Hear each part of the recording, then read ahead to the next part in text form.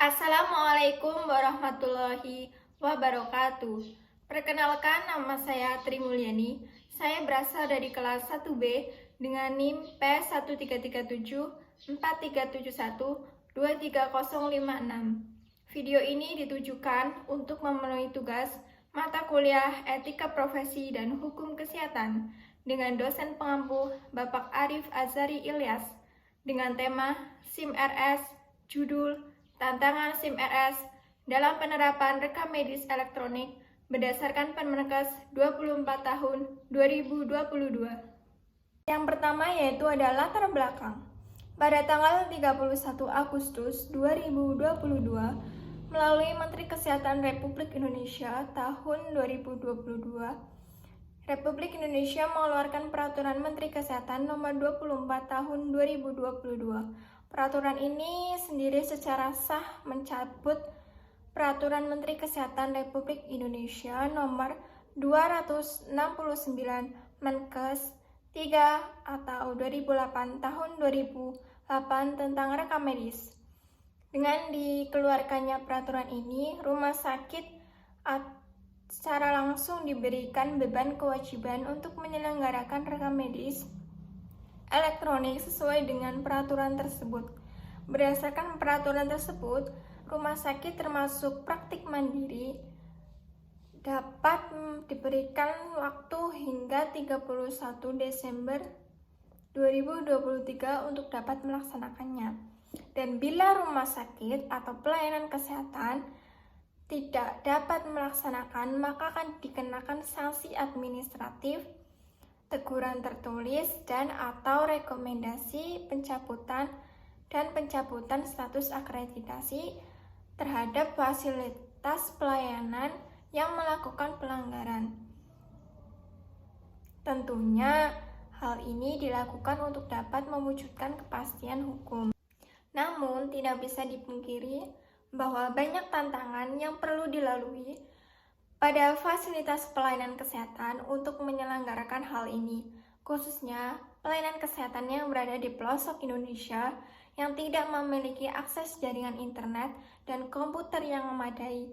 Dalam studi yang pernah dilakukan oleh Lola Septiana, ditemukan beberapa hambatan dalam melaksanakan rekam medis elektronik. Di antaranya sumber daya manusia, kebijakan dan regulasi, infrastruktur, dan biaya peran sistem informasi di dalam kegiatan manajemen rumah sakit sangatlah membantu dan mempunyai peran yang sangat efektif dalam pelayanan kesehatan di rumah sakit. Dengan sistem informasi, seorang pemimpin rumah sakit dapat mengambil suatu kebijakan secara cepat, tepat, dan akurat berdasarkan informasi yang didapat dari pelayanan kesehatan di rumah sakit yang dipimpin. Selanjutnya yaitu ada dampak. Yang pertama bagi Fasyankes yaitu dikenakan sanksi administratif atau teguran tertulis dan atau rekomendasi pencabutan status akreditasi. Yang kedua yaitu SDM jika tidak menyelenggarakan rekam medis elektronik, maka dampaknya akan terjadi tumpukan arsip fisik yang semakin bertambah yang akan membuat proses penyediaan dan pengolahan data rekam medis lebih sulit dan tidak efisien. Yang ketiga yaitu dari masyarakat. Dalam lingkungan masyarakat, penundaan penerapan rekam medis elektronik akan membuat pelayanan kesehatan lebih sulit dan tidak efisien. Selanjutnya yaitu ada analisis masalah. Yang pertama, yaitu banyak tantangan yang perlu dilalui oleh pelayanan kesehatan untuk dapat menyelenggarakan rekam medis elektronik. Yang kedua, ditemukan beberapa hambatan dalam penerapan rekam medis elektronik. Ketiga, perkembangan rekam medis di Indonesia bisa dikatakan tidak terlalu cepat dan tidak berkembang. Yang keempat, tantangan besar yang harus dilalui oleh SIM RS dalam proses penyimpanan rekam medis elektronik. Solusinya yaitu yang pertama, perlu adanya penyelenggaraan rekam medis elektronik di seluruh Fasyankes.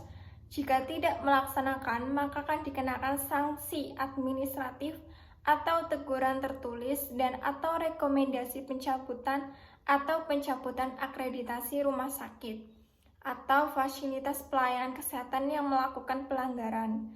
Yang kedua yaitu disediakan akses jaringan dan komputer yang memadai guna menyelenggarakan rekam medis elektronik di seluruh Fasiankes.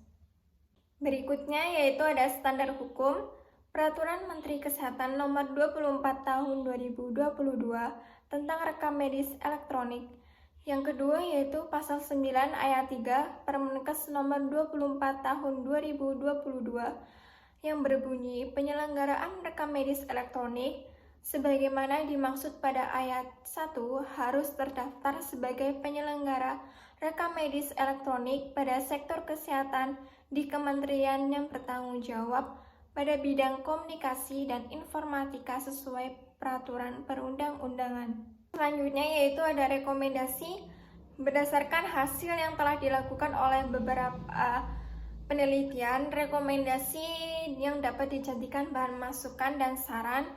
Yang pertama yaitu memiliki kemampuan minimal sesuai dengan Permenkes Nomor 24 Tahun 2022 kemampuan menjaga keamanan dan perlindungan data.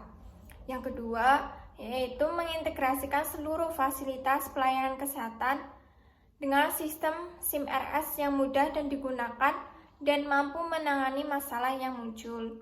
Yang ketiga, yaitu mengidentifikasi masalah pada komponen man, metode, money, dan materials dan melakukan analisis penyebab masalah sesuai dengan penyebab yang ada.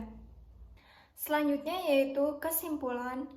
Dari pembahasan dapat disimpulkan bahwa sebagai penyelenggaraan rekam medis elektronik yang akan melakukan rekam medis elektronik memiliki tantangan yang cukup besar khususnya menyangkut kemampuan menyimpan rekam medis elektronik hingga menjaga keamanan dan perlindungan data mengingat dokumen yang terdapat dalam rekam medis elektronik ada hal yang sangat dijaga kerahasiaannya. Sekian, terima kasih. Wassalamualaikum warahmatullahi wabarakatuh.